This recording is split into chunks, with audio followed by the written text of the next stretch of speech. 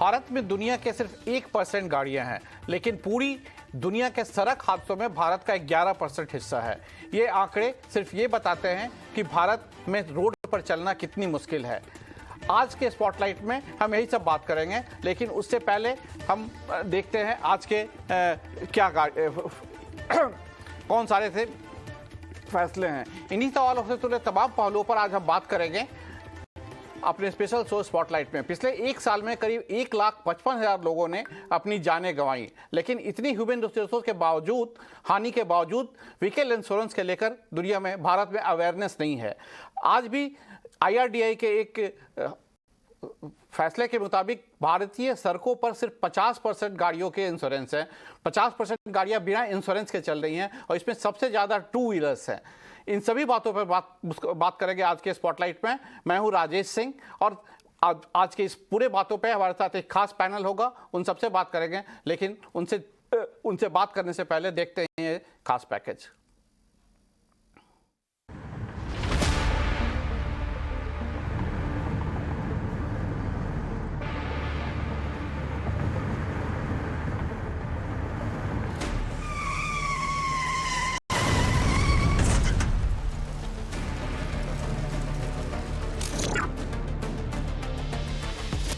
देश में सालाना 1.5 लाख से ज्यादा लोग सड़क दुर्घटनाओं में अपनी जान गंवा देते हैं और हर साल करीब 5 लाख से ज्यादा सड़क दुर्घटनाएं देश में होती हैं। ये सब तो आप जानते होंगे, लेकिन insurance regulatory and development authority of India यानी IRDA ने अब ऐसा खुलासा किया है जिसे जानने के बाद आपके होश फाख्ता होने वाले हैं। और इस खुलासे के मुताबिक इन दुर्घटनाओं के बावजूद देश की सड़कों पर फर्राटे भर रही कुल गाड़ियों में लगभग आधी यानी 50% गाड़ियां बिना किसी इंश्योरेंस के चल रही हैं। अब दुर्घटनाओं की बात करें तो भारत में दुनिया के 1% वाहन हैं, पर सड़कों पर वाहन दुर्घटनाओं के चलते दुनिया भर में होने वाली मौतों में 11% मौतें केवल भारत में होती हैं। एक रिपोर्ट के मुताबिक पिछले एक दशक में भारतीय सड़कों पर 13 लाख लोगों की मौत हुई है। रिपोर्ट में यह भी कहा गया है कि भारत में सड़क दुर्घटनाओं के चलते 5.96 लाख करोड़ रुपए यानी GDP के 3.14% के बराबर नुकसान होता है, जिसके लिए अब इंश्योरेंस कंपनियों की मांग पर IRDA एक अहम कदम इस दिशा में उठाने पर विचार कर रहा है। इसके तहत अगर आपके पास अपने वाहन का इंश्योरेंस नहीं है तो आपको पेट्रोल या डीजल नहीं मिल सकेगा। No insurance no petrol policy पर विचार के साथ ही IRDA बीमा सुगम पर भी काम कर रहा है, जो हर तरह के इंश्योरेंस का अकेला प्लेटफॉर्म होगा। साथ ही इंश्योरेंस रेगुलेटर IRDA ने नॉन लाइफ इंश्योरेंस कंपनियों को अपने प्रोडक्ट्स लागू करने की भी पूरी आजादी दी है, यानी अब कंपनियों को प्राइसिंग और प्रोडक्ट की पूरी फ्लेक्सिबिलिटी मिलेगी। जो बीमा सुगम का जो पूरा जो कॉन्सेप्ट है वो मेरे हिसाब से सिर्फ एक ऑनलाइन सेल के बारे में नहीं है, ये एक पॉलिसी सर्विसिंग के बारे में है, ये एक क्लेम सर्विसिंग के बारे में है, ये पूरा जो एक ये रिन्यूअल के बारे में है। एंड इन तीनों चीज़ों को अगर आप देखेंगे तो ये मतलब पूरी इंडस्ट्री को एक डिजिटाइजेशन के नेक्स्ट लेवल पे लेके जाने के लिए, एक कंसिस्टेंट लेवल पे लेके जाने के लिए, कि भाई अगर रिन्यूअल रेट्स बढ़ेंगे तो पॉलिसी होल्डर को फ़ायदा होगा, टाइम से होगा। ये इसमें एक जो चीज़ जो हो रही है कि सारा जो पूरा जो डिजी लॉकर में पॉलिसीज जाने का है और उसके बारे में भी। IRDA के मुताबिक अभी जिस रफ्तार से इंश्योरेंस सेक्टर विकास कर रहा है, अगले 10 साल में भारत इंश्योरेंस के क्षेत्र में दुनिया का 6ठा सबसे बड़ा बाजार बनकर उभर सकता है। कोरोना के बाद देश की अर्थव्यवस्था सही ढंग से आगे बढ़ रही है और वैश्विक राजनीतिक अस्थिरता का असर कम देखा जा रहा है। दुनिया की आर्थिक वृद्धि दर जहां 2.9% है, तो वहीं भारत 7% की दर से आगे बढ़ रहा है। ऐसे में इंश्योरेंस इंडस्ट्री को पीछे नहीं रहना चाहिए और इस आर्थिक बढ़ोतरी का भरपूर फायदा उठाना चाहिए, जिसके लिए अब no insurance no petrol policy जैसे मुकम्मल कदम भी उठाए जा रहे हैं। आज आप हाईवे पे नहीं चला सकते अगर फास्टैग नहीं है। अगर भाई हर गाड़ी को पेट्रोल या डीजल चाहिए, अगर हम उसके थ्रू इन मीडियम से हम इंश्योर करें, और मैं ये नहीं कह रहा हूँ कि हम पॉलिसी होल्डर को इनकन्वीनियंस करें कि आज रिन्यूअल डेट है तो आज ही वो नहीं है, हम 3 महीने का टाइम दे दें, 4 महीने का टाइम दे दें, this will take up the insurance. So हमें कुछ चीज़ें थोड़े से अलग ढंग से सोचनी होंगी, क्योंकि अब जो भी हमने पिछले सालों में किया है उसके बावजूद 50% ही इंश्योरेंस पेनिट्रेशन है मोटर में। So we'll have to think out of the box. हमने इसको we've also been discussing with the regulator on some of these things.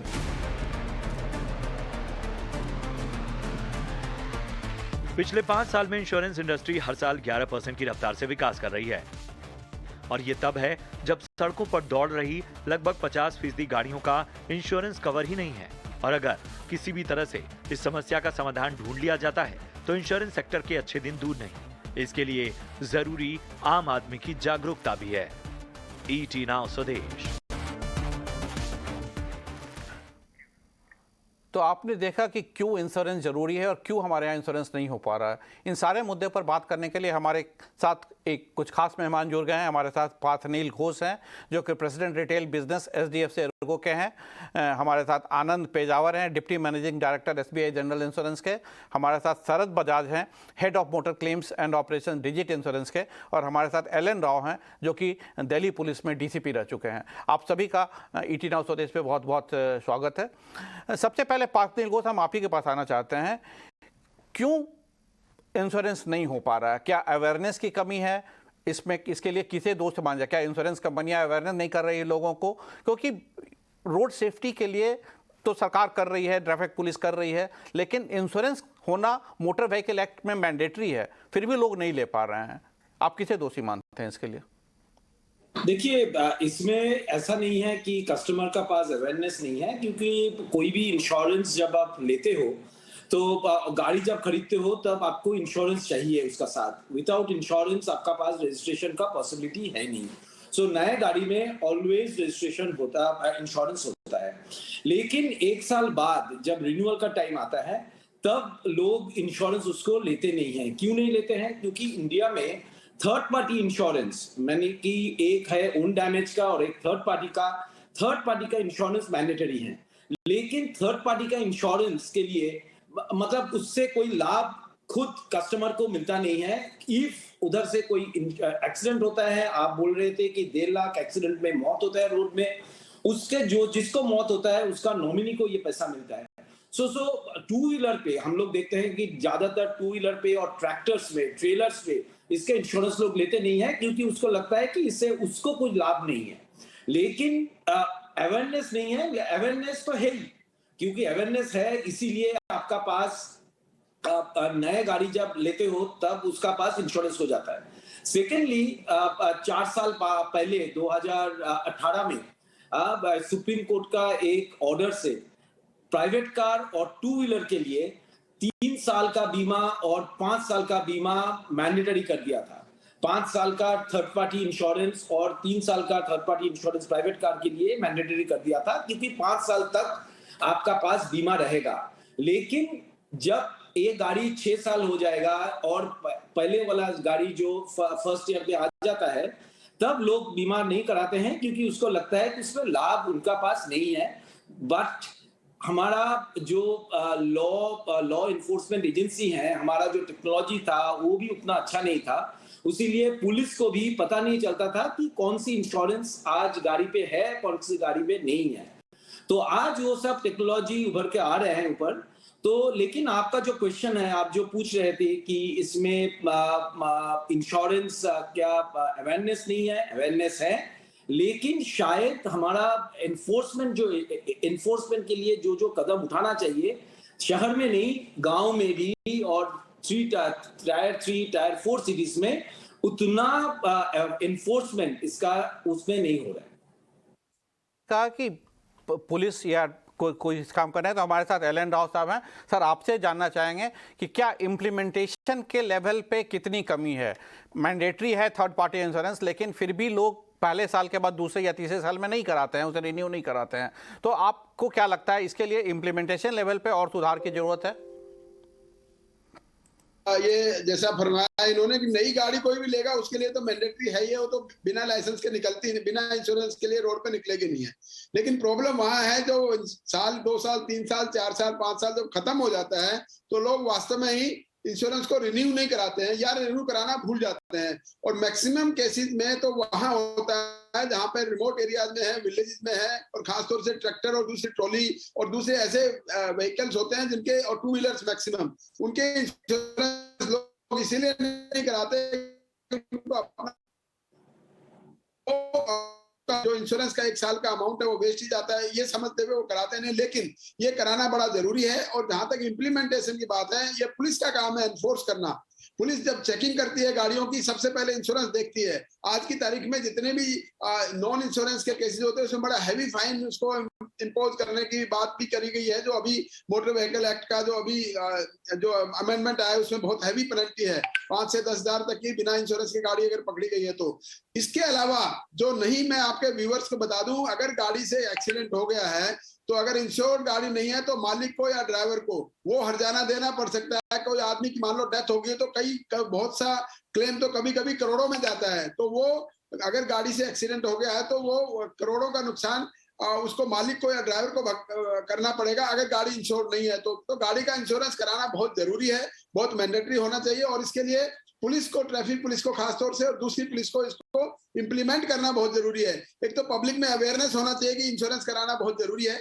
बहुत छोटा सा पैसा लगता है लेकिन आप 1 साल के लिए कवर रह जाते हैं कि आपके कोई गाड़ी से कुछ हो गया तो आपका कोई वो नहीं है। अगर फुल इंश्योरेंस कराए, जिसे कम्प्रिहेंसिव इंश्योरेंस कहते हैं, तो गाड़ी चोरी हो गई या कोई एक्सीडेंट में डैमेज हो गई या कुछ और होगी तो उसका इंश्योरेंस कंपनी खामियाजा पूरा करती है। तो ये आपने ठीक कहा, इन सभी चीजों पे सरकार को ध्यान देना चाहिए। आनंद पेजावर साहब, आपके पास आना चाहेंगे। ये कहा जा रहा है कि नई गाड़ी में तो लोग इंश्योरेंस लेते हैं लेकिन पुरानी होती है तो उसके रिन्यू नहीं करते हैं। सुप्रीम कोर्ट ने, जैसा कि नील घोष ने कहा कि 2016-17 में किया था कि आप 3 साल और 5 साल का इंश्योरेंस करें, क्या ये नहीं किया जा सकता? इसे 3 और 5 साल को मैंडेटरी कर दिया जाए। अभी भी 3 साल या 5 साल ऑप्शन होता है, इसे मैंडेटरी करके इसे 10 साल और 15 साल कर दिया जाए। क्योंकि गाड़ी के फिटनेस अगर एनसीआर का देखिए आप, 10 साल पेट्रोल के लिए और 15 साल पेट्रोल की गाड़ियों के लिए, 10 साल डीजल गाड़ियों के लिए। तो क्या ये लॉन्ग टर्म इंश्योरेंस नहीं किया जा सकता है? उसमें आप कहेंगे कि हाँ, एक साथ एक मुश्त पैसे ज़्यादा देने पड़ेंगे पर उसमें डेप्रिसिएशन भी मिलेगा और वो EMI के पे कर सकते हैं। क्या ऐसा ऑप्शन इंश्योरेंस कंपनी कर सकती है? आपने जो सवाल पूछा बहुत बढ़िया है। मेरा उसका जवाब थोड़ा सा अलग देता हूँ। अगर मैं गाड़ी खरीदता हूँ, वो 2 व्हीलर हो या 4 व्हीलर हो, उसको संभालना जितनी मेरी जिम्मेदारी है उतनी ही जिम्मेदारी है कि जब मैं ये गाड़ी रास्ते पे ले जाता हूँ तो उससे कोई दुर्घटना ना हो, नंबर 1। और अगर दुर्घटना हो भी जाए तो उसको जो व्यक्ति या प्रॉपर्टी, जिस चीज को भी नुकसान पहुंचता है, उसको किस तरह से हर्जाना मिलना चाहिए। अगर ये व्यक्ति अपने आप सोच लेता है कि ये मेरी जिम्मेदारी है तो इसको लॉ करने की कोई जरूरत नहीं। सिंपल सी चीज है। अगर आप इसको 10 साल भी कर दो, फॉर एग्जांपल अगर मैं आपको पूछता हूं, व्हीकल इंश्योरेंस में हम लोग ओन डैमेज देते हैं और थर्ड पार्टी देते हैं। कुछ लोग कॉम्प्रिहेंसिव लेते हैं जिसमें दोनों कवरेज मिलता है। आगे चलते चलते कुछ लोग सिर्फ थर्ड पार्टी लेते हैं लेकिन ओन डैमेज लेते नहीं है। और बाद में, जैसे इन्होंने बताया, पहले मेरे स्पीकर ने बताया कि थर्ड पार्टी भी बंद कर देते हैं। अभी आप देखो 66% 2 व्हीलर्स पे इंश्योरेंस नहीं है, लेकिन प्राइवेट व्हीकल्स पे सिर्फ 11% पर नहीं है। इसका मतलब क्या है कि जो 2 व्हीलर लेता है वो सोचता है कि मुझे इसकी जरूरत नहीं पड़ेगी तो मैं इसको क्यों पैसा खर्चा करूं। आप इसको मैंडेटरी करिए, नो प्रॉब्लम। आप उसको अभी जैसे आपने बताया कि no insurance, no diesel, no petrol, ठीक है। आप बोलिए कि अगर जब मैं पीयूसी करवाने जाऊंगा, अगर आपका इंश्योरेंस नहीं होगा तो पीयूसी नहीं करूंगा। आप बहुत सारे रीजंस दे सकते हो, बहुत सारे एवेन्यूज खोल सकते हो कि इसको आप इंश्योर कराओ। लेकिन जब तक खुद वो व्यक्ति नहीं चाहेगा कि मेरे से ये जो गाड़ी मैंने ली है इसका मैं इंश्योरेंस कराऊं और थर्ड पार्टी भी करूं और ओन डैमेज भी करूं, तब तक आप जो भी रेगुलेशन ले आइए, अभी भी तो थर्ड पार्टी का रेगुलेशन ही है। आप देखिए जो total premium insurance general insurance companies लेते हैं, सिर्फ 40% ओन डैमेज का है, 60% तो उसका थर्ड पार्टी है। इसका मतलब कि बहुत सारी गाड़ियां थर्ड पार्टी भी नहीं कर रही है। दो इट इज मैंडेटरी, इंश्योरेंस या मोटर एक्ट के हिसाब से उनको करना पड़ता है, वरना तो वो गाड़ी लेके नहीं जा सकते बाहर। इसके बावजूद भी लोग नहीं कर रहे। तो आप इसको अगर 10 साल की भी करिए, 15 साल का करिए, लेकिन अगर कस्टमर नहीं करना चाहे तो आप उसको कुछ नहीं कर सकते। You can't force him unless and until enforcement agency उसको पकड़ के उसको, लेकिन एनफोर्समेंट एजेंसी भी कितने लोगों के पीछे भागेंगे। So you can't blame enforcement agency की वो नहीं कर रहे करके। इसीलिए अवेयरनेस की ये सबसे नहीं- ज्यादा जरूरत है। जब तक लोग अवेयर नहीं होंगे कि उनके अपने लाइफ को भी खतरा है, उनके बाद उनके परिवार को उसका इंश्योरेंस है तो मिलेगा फायदा, तब तक ये संभव नहीं है। शरद बजाज साहब, आपसे पास फाइनल है, क्या आपको लगता है कि कुछ लोगों में इसलिए भी इंश्योरेंस नहीं कराते हैं क्योंकि उन्हें लगता है कि इंश्योरेंस क्लेम मिलने का जो प्रोसेस है वो बहुत लंबा है और वो शायद ना मिलता है टाइम पे, इसके लिए भी वो लोग ऐसा करते हैं? हाँ, ऐसा भी हुआ है, पहले एक्सपीरियंस रहा है कुछ लोगों का। अगर एक्सपीरियंस ऐसा होता है कि उन्हें क्लेम लेने में परेशानी हो तो वो सोचते हैं कि हम इंश्योरेंस नहीं लेंगे। बट यहाँ पे एक और चीज सोचना है कि मैक्सिमम लोग, अगर आप टू व्हीलर में देखें या कुछ और गाड़ियों, पुराने गाड़ियों में देखें, तो सिर्फ थर्ड पार्टी इंश्योरेंस लेते हैं या नहीं लेते हैं। तो अगर वो थर्ड पार्टी इंश्योरेंस लेते हैं तो उनको लगता है कि ये इंश्योरेंस ऐसे भी मेरे फायदे के लिए नहीं है, अगर मेरी गाड़ी से किसी और को लग गया तो उसको पैसे मिलेंगे। तो उन्हें लगता है कि मेरा तो पैसा वेस्ट हो रहा है तो मैं क्यों लूं। तो जिस तरह से हमारा एक म्यूचुअल फंड में कैंपेन चला था कि म्यूचुअल फंड सही है, अगर हम वैसा ही कोई एक कैंपेन इंश्योरेंस के लिए चला सके जहां पे हम लोगों को बता सके कि क्या फायदा है इंश्योरेंस का, तो उससे बहुत ज्यादा मुझे लगता है कि अपटेक बढ़ेगा। दूसरा, जैसा कि सर ने अभी बताया कि इन्फोर्स करना जरूरी है, तो जैसे कि 3 साल पहले जब एमवी एक्ट में चेंजेस आए थे और इंश्योरेंस फाइन्स बढ़ा दी गई थी, तो उस समय हमने देखा था कि सारी इंश्योरेंस कंपनी के पास बहुत ज्यादा इंश्योरेंस के रिक्वेस्ट आए थे और बहुत ज्यादा इंश्योरेंस बिका था उस समय और लोगों ने लिया था। तो अगर हम वैसा ही कुछ करें जहां पे हमारा इन्फोर्समेंट अच्छा हो, जैसे कि टोल बूथ पे आज पे होता है कि अगर आपके पास फास्ट टैग नहीं है तो आपको डबल प्राइस पे करना पड़ेगा। अगर हम वैसा कुछ कर सके कि टोल बूथ पे अगर कोई जाता है, क्योंकि आप फास्ट टैग से उसकी गाड़ी का नंबर ऑलरेडी रीड कर रहे हो, और जैसा आज के डेट पे हो गया है कि पूरी कनेक्टेड है, आप गाड़ी का नंबर डालो तो आपको तुरंत पता चल जाता है कि इंश्योरेंस है कि नहीं है। तो हम अगर वहां पे भी ऐसा कुछ करें कि आप टोल क्रॉस कर रहे हो और अगर आपके गाड़ी का इंश्योरेंस नहीं है तो आपको 3 गुना टोल पे करना पड़े, तो उससे भी एक जागरूकता आएगी और लोग लेंगे। आज के डेट पे ट्रैफिक पुलिस के पास हर जगह अगर आप देखें तो उनके पास मोबाइल डिवाइस है जिनसे वो आज के डेट पे फाइन कलेक्ट करते हैं, डिटेल्स चेक करते हैं व्हीकल्स के। तो क्या हम अपने ट्रैफिक पुलिस को, क्या हम अपने पुलिस डिपार्टमेंट को इक्विप कर सकते हैं कि वो जिस समय किसी भी कस्टमर का या किसी भी व्हीकल का रोकते हैं, चेक होता है, उस समय अगर इंश्योरेंस नहीं है, क्या वो खुद उस समय इंश्योर करें कि वो तुरंत सामने के सामने इंश्योरेंस ले। तो उससे भी हमें लगता है कि इंश्योरेंस की पेनिट्रेशन बढ़ेगी। सुझाव आपने दिए, इस पे गौर किया जा सकता है। हम एलन राव साहब आपसे जानना चाहते हैं कि जैसा कि इन्होंने सुझाव दिया कि फास्टैग जो है उसके साथ अगर हम लिंक कर दें इंश्योरेंस को तो तुरंत पुलिस को पता चल जाएगा कि फास्टैग के साथ लिंक नहीं है, और वहाँ पे अगर आप हेवी पेनल्टी इम्पोज कर दीजिए तो लोग में अवेयरनेस भी आएगी, डर भी आएगा और उसके थ्रू वो शायद ये इंश्योरेंस लेने लगें। क्या आपको लगता है कि ये सुझाव जो है इसको इम्प्लीमेंट किया जा सकता है? क्योंकि सुप्रीम कोर्ट ने 2016 में ही कानून बना दिया था और उस पर बहुत स्ट्रिक्ट कानून बनाया था कि 3 महीने तक लाइसेंस कैंसिल कर दो, तो इम्प्लीमेंट ही नहीं हो पा रहा है। अगर कोई मोबाइल फोन पे बात कर रहा है, रेड लाइन जंप कर रहा है, तो कानून तो ये कहता है कि आप 3 महीने तक के लिए आपका लाइसेंस सस्पेंड कर दिया जाए, लेकिन उतना हो नहीं पाता है। तो क्या हैवी मॉनिटरी पेनल्टी अगर लगाया जाए तो उससे इसको चेक किया जा सकता है? बिल्कुल किया जा सकता है। सख्ती बहुत जरूरी है। अगर सख्ती से कोई भी कानून को पालन करने के लिए कहा जाए तो किया जा सकता है। ये फास्ट ट्रैक वाला सजेशन भी अच्छा है, लेकिन इससे बढ़िया सजेशन मैं आपको बताता हूँ। पहले तो अवेयरनेस कर दी जाए कि ऐसे इंश्योरेंस के बिना गाड़ी कोई मिल गई पुलिस को तो वो उसको जमा कर दी जाएगी जब तक आप इंश्योरेंस नहीं करते हैं। सबसे इंपॉर्टेंट है, अभी फाइन तो कर ही दिया, डबल 5,000 10,000 रुपए कर दिया, दोबारा मिलेगा 10,000, फिर मिलेगा ज्यादा।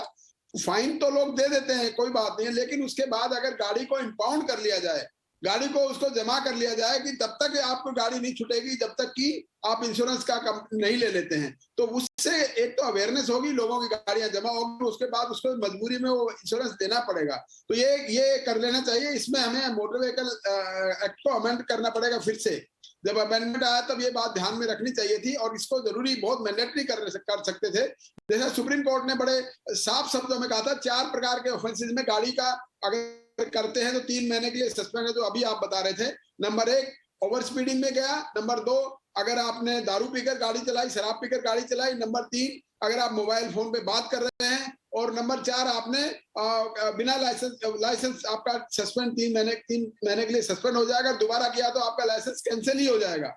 और एक रेड लाइट जंपिंग का चौथा वाला कि रेड लाइट जंप, ये चारों ऐसे वजह हैं, इन चारों वजह से ही ज्यादा फैटल एक्सीडेंट होते हैं। इसलिए सुप्रीम कोर्ट ने संज्ञान लेकर ये ऑर्डर पास किया हुआ है और उसपे बहुत सी गाड़ियों के, बहुत से लोगों के सस्पेंड भी हुए हैं और सस्पेंड करते रहना चाहिए उनको।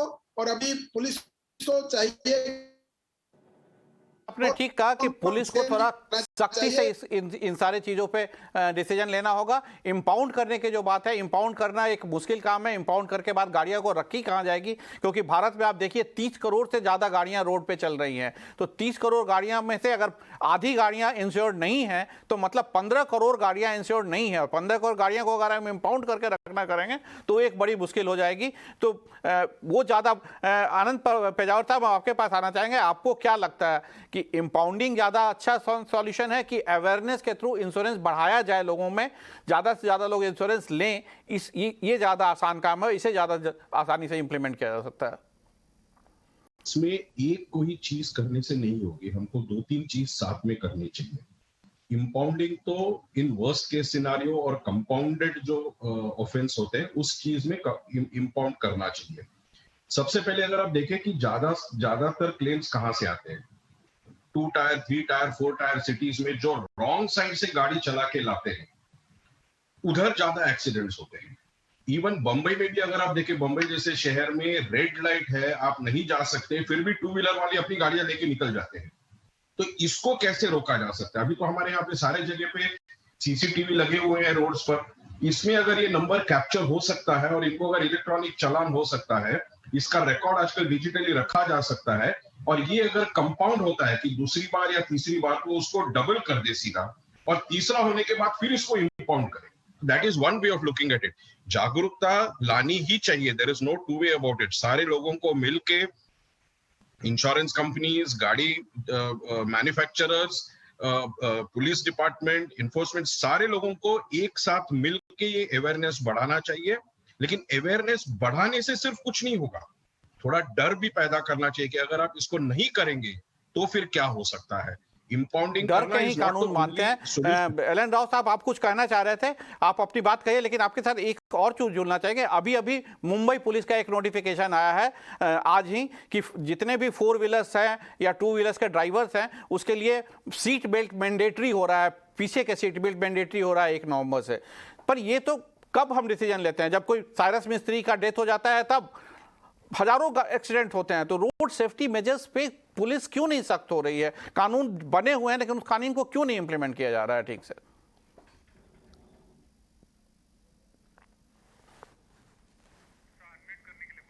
हाँ सर, आप अपने आप को अनम्यूट कर लीजिए, आप शायद म्यूट पे हैं राव साहब।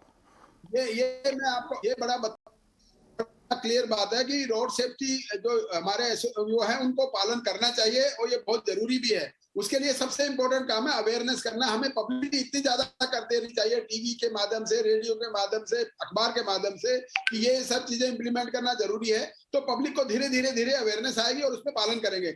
रही बात उसकी जो गाड़ी इंपाउंड करने की बात, स्पेस की बात आप तो कर रहे थे, थानों में अब दिल्ली की बात में कर सकते। दिल्ली में हर थाने में एक बड़ा डिस्ट्रिक्ट में पूरा एक बहुत बड़ा एरिया को लिया जाता है जो गाड़ियां वहां जमा कर देते हैं। और इसका कास्केडिंग इफेक्ट ये होगा कि शुरू में तो होगा, पाइलिंग अप होगा गाड़ियों का, लेकिन जब लोगों को पता चलेगा कि ये हो रहा है, इसकी पब्लिसिटी करनी चाहिए कि ये जब हुआ इंपाउंड हो जाती है तो लोग अपने आप जिनके नहीं है उनके भी इंश्योरेंस कराने लग जाएंगे। क्योंकि हमारे यहाँ भारत में सबसे बड़ी बात है डर बिन होत न प्रीत।